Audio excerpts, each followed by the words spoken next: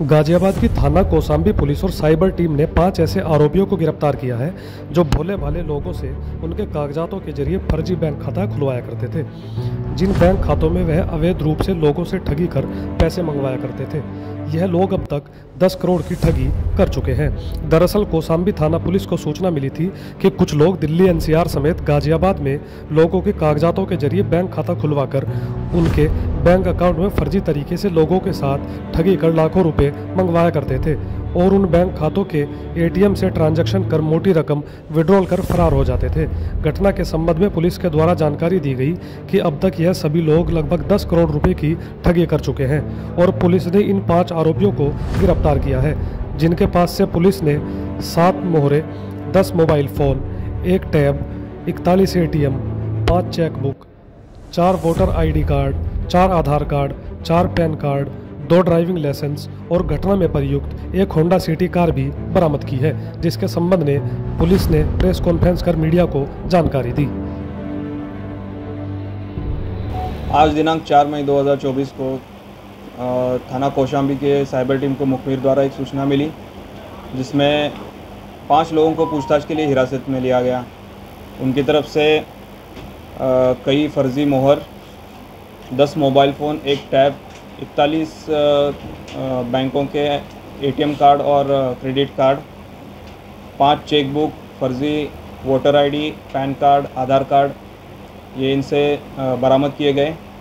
इनसे पूछताछ की गई तो इन्होंने बताया कि ये सोशल मीडिया के बहाने लोगों को प्रलोभन देते थे कि आप इन्वेस्ट कीजिए, इसका आपको ज़्यादा रिटर्न मिलेगा। शुरुआत में कुछ स्टेप्स में ये उनको रिटर्न भी देते थे और बाद में बड़ी अमाउंट जब उनसे लेते थे तो इनको रिप्लाई देते नहीं थे और ग्रुप बंद करके गायब हो जाते थे। इसी तरह से ये लोगों से ठगी करते थे। ये टोटल 5 अभियुक्त हैं, जिनके नाम आकाश, मनोज, अमरेश, नीतीश और नमन जैन हैं। ये इनके द्वारा जितने भी लोगों को फंसाया गया है, इसका कुल अमाउंट लाखों करोड़ों में हो रहा है, जिसके बारे में अधिक जानकारी की जा रही है। सर, इस फर्जीवाड़े में किसी की शिकायत के आधार पर पुलिस ने इन्हें पकड़ा है कि कुछ? जैसे थानों में साइबर से रिलेटेड बहुत ज़्यादा कंप्लेंट्स आती है, लेकिन इनको ट्रेस करना काफ़ी मुश्किल हो जाता है। तो इसी विवेचनाओं में जो इन्वेस्टिगेशन चल रहा था, जिसमें हमारे जो मुखबिर लगे हुए थे, उसी मुखबिर ने सूचना दी और उसी के आधार पे इनको पकड़ा गया है। सर, जैसे कंपनी बताया आपने कि फर्जी कंपनियां बनाते थे, तो इसके कार्यालय भी यहाँ खोले गए थे कि गाजियाबाद में, नोएडा में आसपास कितने कार्यालय बनाए गए हैं और जो जमीन इनको मिलते हैं, ऑफिस मिलते हैं, तो किस आधार पर ये ऑफिस मिल जाते हैं? ये जो भी ऑफिस बनाते थे वो एक कोई भी फ्लैट या जगह रेंट पे लेके वहाँ पे ऑफिस बनाते थे, उसका रजिस्ट्रेशन करते थे और जैसे रजिस्ट्रेशन के बाद 10-15 दिन के लिए वहाँ पे ये फर्जीवाड़े का काम करते थे और जैसे ही इनका जो अमाउंट होता था इनके बैंक में जमा हो जाता था, तो ये ऑफिस बंद करके और ग्रुप बंद करके वहाँ से लापता हो जाते थे। सर, कितने समय से काम कर रहे हैं और अब तक कितने लोगों को अपना शिकार बना चुके हैं? ये इसके बारे में अधिक जानकारी की जा रही है, लेकिन इनका जो इनके पास से जो बरामद हुए हैं बैंक अकाउंट डिटेल्स और एटीएम कार्ड्स और पासबुक्स, इससे से ये पता चल रहा है कि इनके द्वारा सैकड़ों लोगों को फंसाया गया है और ये बहुत ही कम समय में बहुत ही ज़्यादा बैंक के ट्रांजैक्शंस इनके अकाउंट में हो रहे हैं। इससे यही प्रतीत होता है कि ये काफ़ी बड़े स्तर पे इनके द्वारा फर्जीवाड़ा किया जा रहा है। अब तक कितने लोगों से धोखाधड़ी कर चुके हैं और कितना अमाउंट इकट्ठा किया, और अमाउंट का ये ऐसा काम किस लिए कर रहे थे, पैसे की किस लिए आवश्यकता थी?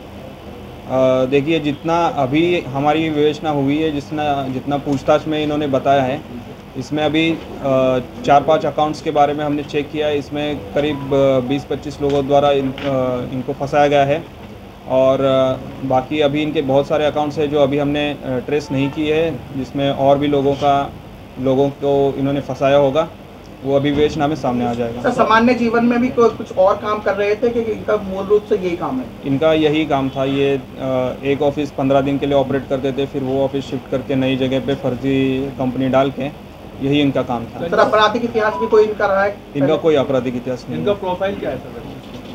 ये इनके प्रोफाइल के बारे में जानकारी की जाए। सर, लगातार साइबर क्राइम लगातार बढ़ रहा है, उस पर क्या संदेश देना चाहिए? साइबर क्राइम के लिए जो भी साइबर अवेयरनेस के मैसेजेस आते हैं या जो भी आपको सोशल मीडिया या पुलिस या प्रशासन द्वारा हमेशा बताया जाता है कि साइबर के लिए अवेयरनेस काफ़ी ज़रूरी होती है, तो कोई भी आपको प्रलोभन आता है कि इतना इन्वेस्ट करने के बाद इतना आपको रिटर्न मिलेगा, इसमें आपको विश्वास तुरंत नहीं करना चाहिए, उसको वेरीफाई करने के बाद ही उसमें इन्वेस्ट करना चाहिए।